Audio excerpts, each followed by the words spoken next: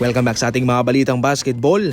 Marami ang nagtatanong kung bakit walang mga draft picks na natanggap ang Atlanta Hawks sa kanilang pag-trade kay Trae Young papuntang Washington Wizards. Player to player po ang nangyari. Natanggap ng Wizards si Trae Young at natanggap ng Hawks si CJ McCollum at si Corey Kispert. Unang-una sa lahat, malaking pabor na ang ginawa ng Washington Wizards sa kanilang kagustuhang makuha itong si Trae Young despite na mayroong mga risk sa trade na ito. Una, yung kanyang defensive abilities at pangalawa, yung kanyang mabigat na kontrata. Sa season na ito, siya ay sumasahod ng nasa 49 million. Itong Wizards lang po ang natataying team na pumayag na mag-commit para kay Trae Young. Kaya malaking pabor na ito para sa Atlanta Hawks. Kaya bilang kapalit ay wala pong natanggap dito na mga draft picks ang Hawks, mga players lamang.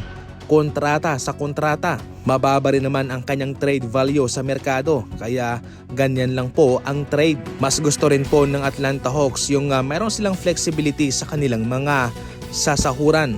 Yung hindi masyadong sakal sa kanilang budget kung saan maapektuhan sila sa apron. Kaya yan po mga idol ang kasagutan sa mga katanungan ninyo kung bakit walang mga draft picks ang involved sa trade na ito. Kaya marami ang nagsasabi na kakaiba itong trade na ito sapagkat yung normal na trade ay mayroon mga draft picks, mga pick swap, minsan mga batang players. Pero so far, all goods nito para sa Wizards, malaking pabor na ang ginawa nila sa Atlanta Hawks. Nagpapakita raw ng mga sign itong si Giannis na tila gustong-gusto niyang mapunta sa Golden State Warriors. Sa picture na ito ay nakuha itong si Giannis na nanonood sa mga shootout ng Golden State Warriors habang yung kanyang kupunan ay nasa kabila pero hindi niya ito pinapanood. Panalo nga ho ang Golden State Warriors mga idol sa kanilang laban. Kinulang sila sa opensa. Naging dominante ang Golden State Warriors especially galing kay Stephen Curry. Malaking tulong din po itong si Melton sa kanyang 22 points, 2 rebounds and 5 3-pointer. Samantalang si Butler 31 points, 4 rebounds and 3 assists. Giannis 34 points and 10 rebounds. Kung ang Golden State Warriors ay nagdomina sa opensa, kinulang naman dyan ang Los Angeles Lakers sa kanilang laban kontra Spurs. Maraming wala sa Lakers mga idol Pilay na pilay sila sa ngayon.